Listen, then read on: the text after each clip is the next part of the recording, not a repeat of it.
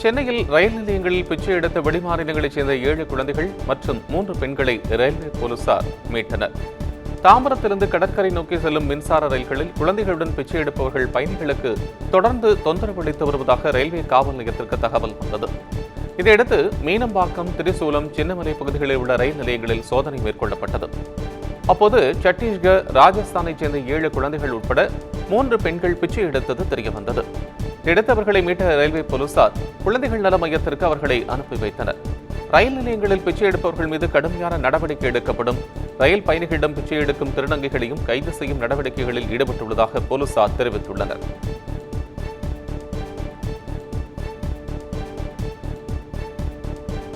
புதுக்கோட்டை மாவட்டத்தில் 79 பேர் காய்ச்சல் பாதிப்பு கண்டறியப்பட்டதைத் தொடர்ந்து அரசு மருத்துவக் கல்லூரி மருத்துவமனையில் அனுமதிக்கப்பட்டுள்ளனர். புதுக்கோட்டை மாவட்டத்தில் கடந்த 1 மாத காலமாகவே அவ்வப்போது விட்டுவிட்டு மழை பெய்து வருகிறது.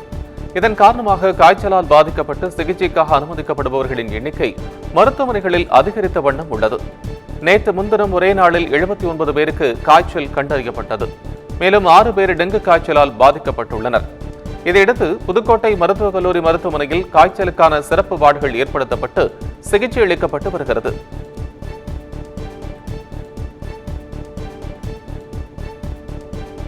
மதுரையில் பழங்குடியினர் சாதிச் சான்றிதழ் கேட்டு போராட்டம் நடத்தி வந்த காட்டுநாயக்கர் மக்களை சந்தித்து அமைச்சர் மூர்த்தி பேச்சுவார்த்தை நடத்தினார்.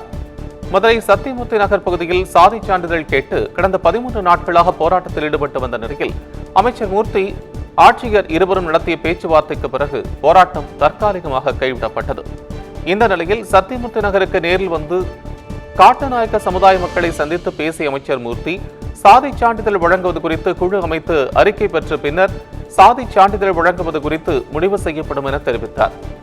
சாதிச் சான்றிதழ் வழங்க நடவடிக்கை எடுக்கப்படும் என்று அமைச்சர் கூறாததால் தங்கள் குழந்தைகளை பள்ளிக்கு அனுப்ப மாட்டோம் என்று பெண்களில் சிலர் கூறினர்.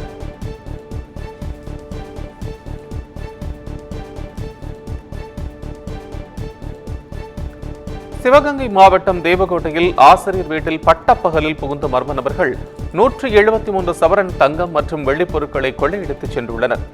தேவகோட்டை ராம்நகர் தில்லைநகர் 6வது வீதியில் சஞ்சீவி ஞானசேகர் என்பவரின் வீடு உள்ளது. இவர் தேவகோட்டை நகரத்தார் மேல்நிலைப்பள்ளியில் முதுகலை வரலாற்று ஆசிரியராகவும் அவரது மனைவி ஜெயராணி தொடக்கப்பள்ளியில் ஒன்றில் ஆசிரியையாகவும் பணியாற்றி வருகின்றனர். இந்த நிலையில் நேற்று வழக்கம் போல் வீட்டை பூட்டிவிட்டு இருவரும் வேலைக்கு சென்றுள்ளனர். இந்த நிலையில் வீட்டின் பூட்டை உடைத்து உள்ளே புகுந்த மர்ம நபர்கள் 173 சவரன் தங்க நகைகள் மற்றும் வெடிப்பொருட்களை கொள்ளையடித்து சென்றுள்ளனர். இச்சம்பவம் குறித்து போலீசார் வழக்கு பதிவு செய்து விசாரணை நடத்தி வருகின்றனர்.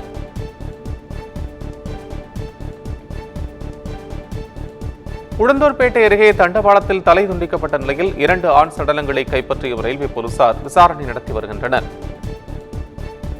கள்ளக்குறிச்சி மாவட்டம் உளுந்தூர்பேட்டை அடுத்த நகர் ரயில் நிலையம் வழியாக நாள்தோறும் 50க்கும் மேற்பட்ட எக்ஸ்பிரஸ் ரயில்கள் சென்று வருகின்றன. இந்த நிலையில் ரயில் தண்டவாளத்தில் 2 ஆண் சடலங்கள் தலை துண்டிக்கப்பட்ட நிலையில் கிடப்பதாக விருதாச்சலம் ரயில்வே போலீசாருக்கு தகவல் கிடைத்தது. இதையடுத்து சம்பவ இடத்திற்கு சென்ற ரயில்வே போலீசார் 2 பேரின் சடலங்களையும் கைப்பற்றி பிரேத பரிசோதனைக்காக உளுந்தூர்பேட்டை அரசு மருத்துவமனைக்கு அனுப்பி வைத்தனர். அவர்கள் தற்கொலை செய்து கொண்டனரா அல்லது வேறு ஏதேது காரணமா என்று கோணங்களில் ரயில்வே போலீசார் விசாரணை நடத்தி வருகின்றனர்.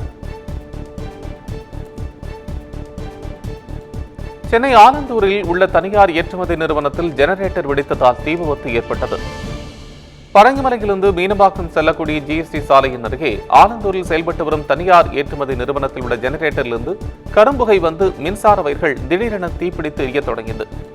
தகவலிருந்து பரங்கிமலை போலீசாரும் கிண்டி தீயணைப்பு வீரர்களும் விரைந்து வந்து சுமார் 1 மணி நேரம் போராடி தீயை அணைத்தனர்.